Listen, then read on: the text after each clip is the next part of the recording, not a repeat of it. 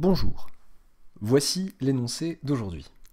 On considère la suite UN définie par quel que soit n appartenant à grand N, UN égale l'intégrale de 0 à 1 de t puissance n exponentielle de t dt. On nous demande en premier temps de calculer U0, puis de montrer que UN est une suite positive et décroissante, après quoi on nous demande de montrer que pour tout n appartenant à grand N, enfin on nous demande de montrer, pardon, pour tout n appartenant, non j'arrête de dire montrer, on nous demande d'exprimer pour tout n appartenant à grand N, UN plus 1 en fonction de UN, et enfin, en dernière question, on nous demande de montrer que UN converge vers 0. Combien de temps est-ce que vous pouvez vous donner? J'aurais dû évaluer ça avant, alors 5 minutes, 15... 40 minutes peut-être, 40-45 minutes de réflexion et de recherche avant de regarder la correction. Et correction. Calculer U0. Bon, voyons voir ce que c'est que ce U0. U0, c'est l'intégrale de 0 à 1, donc je remplace le n par 0, donc de t puissance 0, exponentielle de t dt. Donc c'est l'intégrale de 0 à 1 de exponentielle de t dt. Je sais primitiver la fonction exponentielle, ça tombe super bien, et donc ça nous fait une primitive de la fonction exponentielle, c'est elle-même, eh bien je calcule, je fais la différence, je calcule exponentielle de 1 moins exponentielle de 0, voilà, trêve de bavardage, donc ça fait exponentielle de 1 moins exponentielle de 0, ça fait donc, hop, pardon, ça fait e moins 1, et voilà ce que fait U0. U0 égale e moins 1, ok. On nous demande ensuite de montrer que UN est positive et décroissante. Deux choses à montrer, positive, décroissante. Bon. Que dire de la positivité de UN? C'est assez rapide si on a bien les propriétés du cours en tête sur l'intégration. Donc, il s'agit de leur dire que,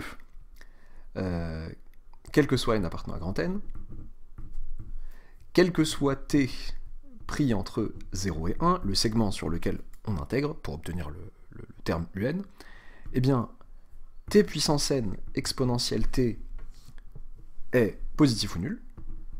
Ah oui, on est entre 0 et 1, donc t puissance n est positif ou nul, exponentielle t est strictement positif, donc leur produit est positif ou nul. Donc, par ce que certains appellent la positivité de l'intégrale,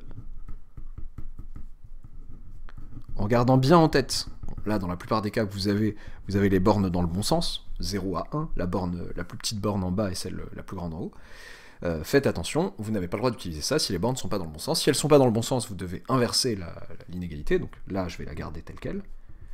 Intégrale de 0 à 1 de t puissance n exponentielle de t dt est positive.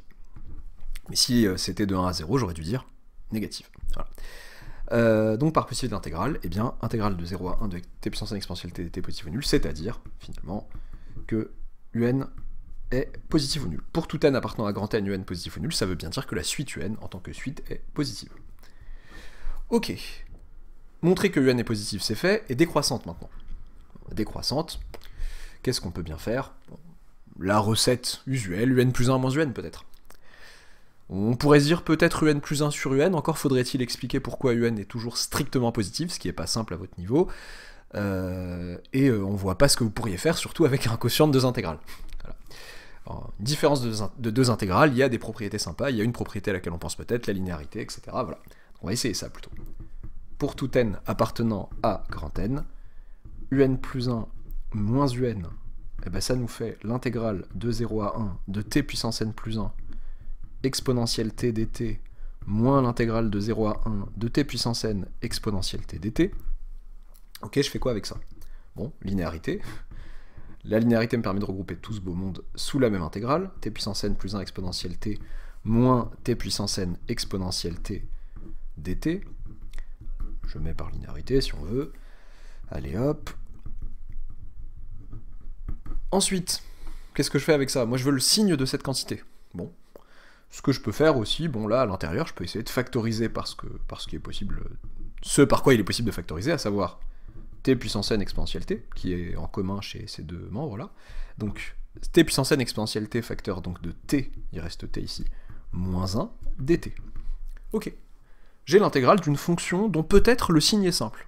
Si j'arrive à trouver que le signe de la fonction qui a t associe tout ça est constant entre 0 et 1, je peux en déduire le signe de son intégrale. Si malheureusement le signe n'est pas constant, je ne pourrais pas en déduire le signe de l'intégrale en question.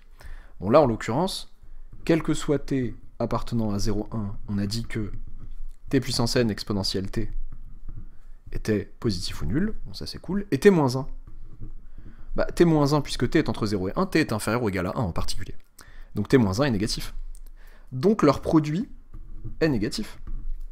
Donc t puissance n exponentielle t t-1 est négatif ou nul, quel que soit t entre 0 et 1. D'où, cette fois-ci, l'intégrale de 0 à 1 de t puissance n exponentielle t t-1 dt est négative. Une fonction négative que j'intègre, donc toujours dans le bon sens pour les bornes. C'est-à-dire que un plus 1 moins un est négatif. Donc ça c'est vrai pour tout n appartenant à grand N. Donc un est, je me permets encore cette abréviation que vous ne vous permettez pas sur vos copies, donc un est décroissante. Il paraîtrait que certains élèves y ont recours, et quand le prof leur enlève des points ou leur compte pas, osent réclamer les points. C'est ce qu'on va raconter. Bon. Non, faites pas ce genre de choses sur vos copies. Donc un est décroissante. On aurait aussi pu, au lieu de calculer un plus 1 moins un, on aurait aussi pu essayer de comparer les deux fonctions, la fonction qui a t associe ça et la fonction qui a t associe ça, en construisant, en écrivant que déjà, pour tout n appartenant à grand N, et pour tout t entre 0 et 1, t puissance n plus 1 est inférieur ou égal à t puissance n, en expliquant en fait que t est compris entre 0 et 1, par exemple. On multiplie ensuite par exponentielle t qui est positive, donc on argumente en disant par positivité de la fonction exponentielle, et non pas par croissance, ça n'a rien à voir là. Du coup, on conserve le sens de l'inégalité, donc ça va être inférieur à ça pour tout t entre 0 et 1, et ensuite on habille tout ça d'une intégrale. Par croissance de l'intégrale, on a que ça est inférieur ou égal à ça. Voilà, on aurait pu aussi raisonner comme ça. Ok, donc j'ai bien une suite qui est positive et décroissante. Alors, l'énoncé ne le demande pas, mais là vous devez rester éveillé et vous dire, bon bah positive et décroissante, ça implique quoi? Je le mets entre parenthèses. Bah, elle est positive, d'accord? Elle est décroissante, mais décroissante, positive ça veut aussi dire autre chose. Hein. Positive, dit de manière plus savante, c'est minoré par 0. Eh ben oui. Un est décroissante et minorée par 0, bah oui, minorée par 0, puisque pour tout n, un est plus grand ou égal à 0. Donc, elle converge. Donc on sait qu'elle converge. Si jamais j'ai besoin de cette connaissance plus tard, je sais que je pourrais le dire vers un certain, oula, mon verre est très laid, vers un certain L, un réel, qui est plus grand ou égal à 0. Je ne sais pas si elle converge vers 0, bien sûr, mais je sais qu'elle converge vers un réel positif ou nul. Ok. Ensuite, en question 3, pour tout n appartenant à grand N, exprimez un plus 1 en fonction de un. Bon bah ok. Essayons de voir ce que ça peut donner, ça. Hop. Alors, un peu flou, non ça. Quel que soit n appartenant à grand N, alors ça c'est la question 3, on a dit un plus 1 en fonction du n. Bon bah je vais voir ce que c'est que un plus 1 déjà. C'est l'intégrale de 0 à 1 de t puissance n plus 1 exponentielle de t dt. Ok.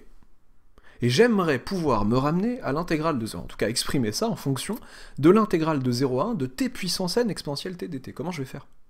Je peux pas sortir un t, je peux pas dire...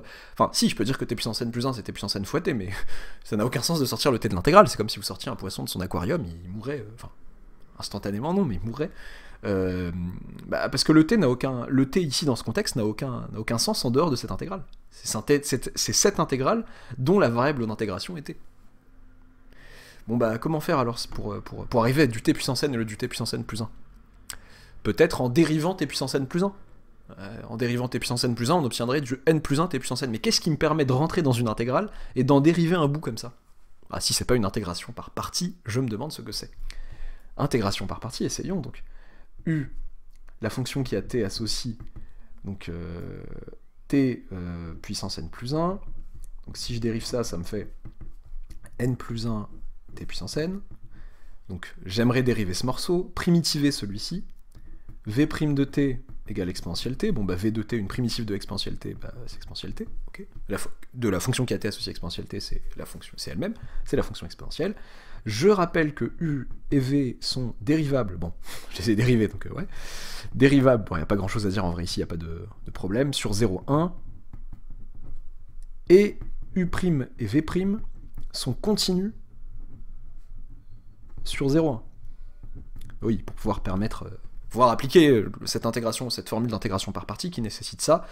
Vous direz l'année prochaine, si vous êtes en terminale, si je parle à des terminales, bon, ceux qui sont déjà en première année, vous le dites déjà, ou en deuxième année, vous direz l'année prochaine que U et V sont de classe C1 sur le segment 0,1. Être de classe C1 sur un intervalle, c'est être dérivable sur cet intervalle et de dérivée continue sur cet intervalle. Voilà. À ne pas confondre avec être dérivable et continu, qui serait une redondance, puisque dérivable implique continu. Dire je suis dérivable et continu sur 0,1, ça veut juste dire je suis dérivable sur 0,1. Ce n'est pas ce qu'on est en train de dire. Elles sont dérivables et leurs dérivées sont continues sur ce même intervalle. Ok, par IPP, par intégration par partie. Bon, là, il serait peut-être abusé de dire interdiction de mettre de telles abréviations en contrôle, mais conseil, la première fois que vous utilisez le terme, vous le mettez en toutes lettres, par intégration par partie, et entre parenthèses, vous mettez IPP, et ensuite, les prochaines fois, vous mettrez IPP, s'il y a d'autres fois où vous l'utilisez dans ce même contrôle. Ok. Alors, UN plus 1, qu'est-ce que ça nous fait, du coup? Ça nous fait, donc, que nous dit IPP, cette formule de l'intégration par partie. Donc, ça nous fait UV. Ne vous inquiétez pas si vous ne disposez pas les choses de la même manière, hein. Juste faites attention de ne pas vous perdre avec votre disposition à vous. Peut-être que certains mettent U', VV' ici, ou que sais-je. Alors, là, je mets UV, donc je mets U de T, V de T, donc T puissance N plus 1 exponentielle T, calculé entre 0 et 1, moins l'intégrale de 0 à 1, cette fois-ci. Là, j'avais donc U de T, V' de T, donc là, je vais me retrouver avec du U' de T, V de T. Donc ça va me faire N plus 1, T puissance N, exponentielle de T, dt. Ah bah voilà qui est sympa. Pourquoi? Parce que, bon bah là, je calcule déjà. Attention, piège, je fais bien attention à remplacer T par 1, puis par 0. Ce n'est pas N qui est la variable d'intégration. Donc là, je vais avoir 1, je vais faire un peu de zèle, 1 puissance N plus 1, exponentielle de 1, moins 0 puissance N plus 1, exponentielle de 0, moins, et alors là, qu'est-ce que je fais avec cette intégrale? N plus 1 est une constante multiplicative. Allez hop, par linéarité, je peux la sortir. Et il reste intégrale de 0 à 1, de t puissance n exponentielle t, dt. Mais qui sait ça? Faut pas oublier que je cherche pas à calculer un plus 1, je cherche à l'exprimer en fonction de un. Bah c'est parfait, ça c'est un ça. Donc, je me retrouve avec E, 1 fois E, 1 puissance ce que vous voulez, ça fait 1. 0 puissance n plus 1, ça fait bien 0. Attention, si ça avait été 0 puissance n, j'aurais dû distinguer le cas n égale 0 à part, parce que 0 puissance 0, par convention, on dit que ça fait 1. Pour la plupart, enfin, dans le supérieur, au lycée et dans le supérieur en France en tout cas, 0 puissance 0 par convention, ça fait 1. Une autre convention existe qui est...